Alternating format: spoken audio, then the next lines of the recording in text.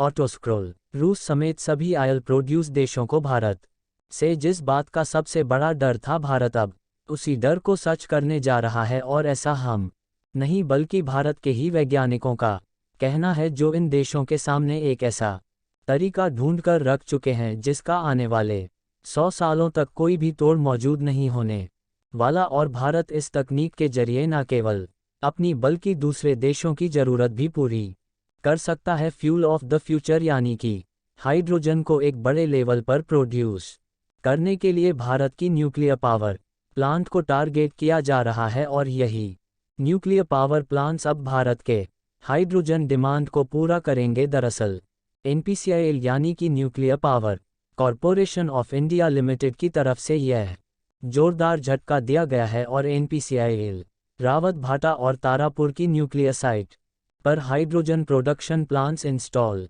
करने जा रही है। पूरी डेवलपमेंट क्या है, इस वीडियो में समझते हैं। भारत जिस तरह से अपनी निर्भरता को बढ़ाने में कामयाबी हासिल कर रहा है, उसके लिए इस वीडियो को एक लाइक जरूर करें। साथ ही इसी तरह और भी नॉलेजेबल वीडियो पाने के लिए चैनल को सब्सक्राइब जरूर करें। खबरों की माने तो इन हाइड्रोजन पावर प्लांट को ताकत देने के लिए न्यूक्लियर एनर्जी का इस्तेमाल किया जाएगा। और जो भी हाइड्रोजन इन यूनिट्स में बनाई जा आएगी, उसका इस्तेमाल न केवल एनपीसीआईएल की बिजली की ज़रूरत को पूरा करने में होगा, बल्कि एनपीसीआईएल प्रॉफिट मॉडल के चलते इस हाइड्रोजन को बेचने का भी काम करेगी। सोचिए, न्यूक्लियर पावर प्लांट को एक बार रिफिल करने पर 1.5 से 2 साल तक न्यूक्लियर फ्यूल डालने की ज़रूरत नहीं पड़ती, और वह भी तब जब यह प्लांट 24 घंटे और 7 दिन लगातार चलाई जाती है। फिलहाल यह यूनिट्स वहीं लगाई जा रही है जहां से मेन ग्रिड को पावर की सप्लाई होती है।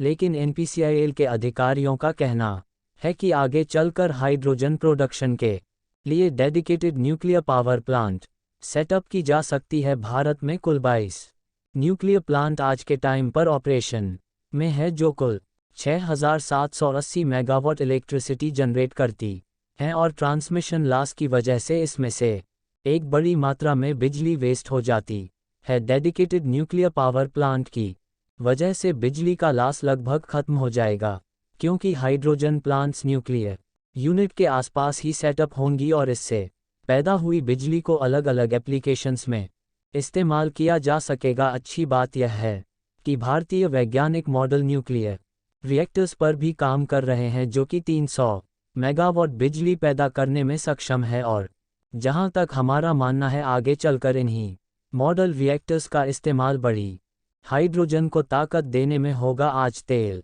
प्रोड्यूसी देश एक ऐसे एनर्जी भंडार पर बैठे हैं जो ज़्यादा दिनों तक नहीं चलने वाला, पर आगे चलकर क्लीन और रिन्यूएबल एनर्जी ही किसी भी देश का फ्यूचर डिसाइड करने वाली है। यही वजह है कि भारत ने अपना ध्यान पेट्रोलिंग से हटाना शुरू कर दिया है। इनफैक्ट भारत ने यूरोप को हाइड्रोजन एक्सपोर्ट करने के लिए डिस्कशन भी शुरू कर दिया है। और अगर इस डील को लेकर एग्रीमेंट साइन किया जाता है तो भारत हर साल यूरोप को 11 million metric tonne green hydrogen export करेगा। और न केवल यूरोप बल्कि मलेशिया और वियतनाम जैसे देशों को भी भारत से हाइड्रोजन एक्सपोर्ट की जाएगी। टाटा, अशोक इंडियन और कमिंस जैसी कंपनी ने हाइड्रोजन इंजन के ऊपर काम शुरू कर चुके हैं, और ऐसा हो सकता है कि एनपीसीआईएल बाकी और कंपनीज की तरह आगे चलकर फ्यूल सप्लाई का काम करे। देखिए, सोलर पावर प्लांट से ग्रीन हाइड्रोजन प्रोड्यूस करना काफ़ी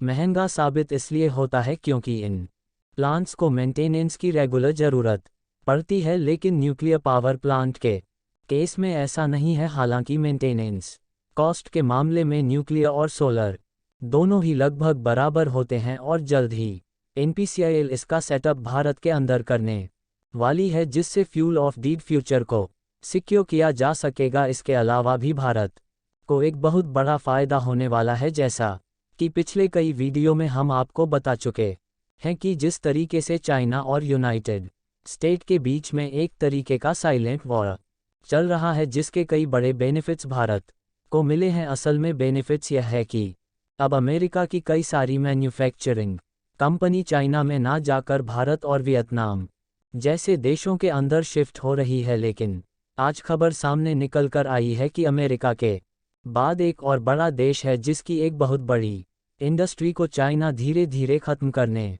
की कोशिश में जुड़ चुका है, और अब यह देश भी भारत के अंदर अपनी इन्वेस्टमेंट बढ़ाकर के अपनी इंडस्ट्री को बचाने की पूरी तैयारी करने जा रहा है। दोस्तों, हम बात करें हैं साउथ कोरिया की लिथियम आयन बैटरी इंडस्ट्री के बारे में, जो कि आज टॉप पोजीशन पर है। China, Japan, United Vietnam, south Korea और जर्मनी जैसे देश हैं जो बड़े स्केल पर लिथियम बैटरी को बनाने और एक्सपोर्ट करने का काम करते हैं।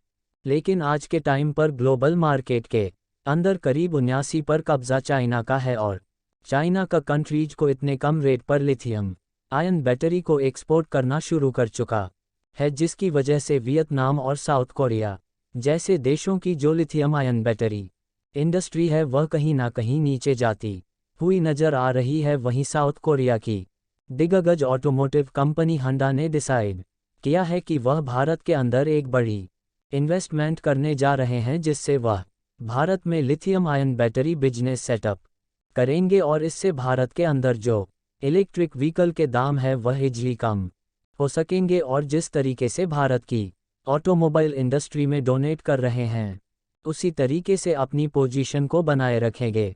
इसके अलावा भारत की इलेक्ट्रिक व्हीकल इंडस्ट्री में एक और बड़ा कंपटीशन होगा, जिसके बाद भारत के अंदर इलेक्ट्रिक व्हीकल के प्राइस कम हो जाएंगे। पिछले कई वीडियोस में हम आपको इसके बारे में बता चुके हैं कि यदि दोनों देश अपने ट्रेड रिलेशन को खराब करते हैं तो आगे चलकर दोनों के लिए कई दिक्कतें पैदा हो सकती है, और खासकर इसमें कतर का काफ़ी बड़ा नुकसान होगा। इसके अलावा न सिर्फ भारत का लार्जेस्ट गैस एक्सपोर्टर कंट्री है, बल्कि कतर नेचुरल गैस के ऊपर भारत को भारी मात्रा में डिस्काउंट भी देता है। इसके अलावा कई और बड़े प्रोजेक्ट हैं जो अभी पेंडिंग में चल रहे हैं, लेकिन कोर्ट की तरफ से लिया गया यह फैसला दोनों ही देशों के प्रोजेक्ट फिर से रीस्टार्ट कर सकता है। पूरी डेवलपमेंट क्या है इस वीडियो में समझते हैं। भारत जिस तरह से कतर के 8 एक्स नेवी के ऑफिसर को वापस लाने में कामयाबी हासिल कर रहा है, उसके लिए इस वीडियो को एक लाइक जरूर करें। साथ ही और भी नॉलेजेबल वीडियो पाने के लिए चैनल को सब्सक्राइब जरूर करें। दोस्तों, कतर ने जिन नेवी ऑफिसर को डेथ पेनल्टी की सजा सुनाई थी, यह कोई आम नागरिक नहीं थे, बल्कि उन्होंने भारतीय नेवी को एक अच्छी सर्विस दिया था। इसके के अलावा यह सम्मानित नेवी ऑफिसर थे, लेकिन कतर एक ऐसी डील को फाइनलाइज करने जा रहा था जिससे आगे चलकर भारत के लिए कई दिक्कतें पैदा हो सकती थी।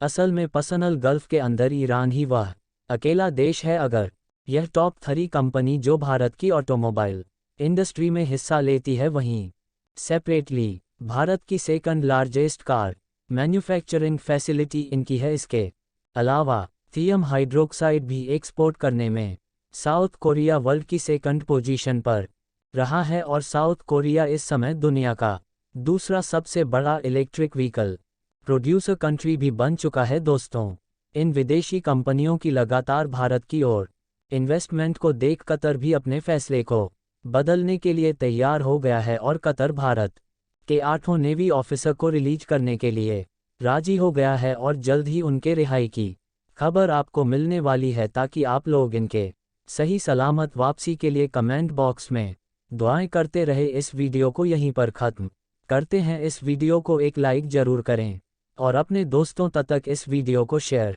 करें, ताकि उन्हें भी जानकारी मिल सके। इसी तरह और भी नॉलेजेबल वीडियो देखने के लिए अपने भरोसेमंद चैनल को सब्सक्राइब करके बेल नोटिफिकेशन को ऑल पर जरूर रखें। वीडियो को अंत तक देखने के लिए धन्यवाद।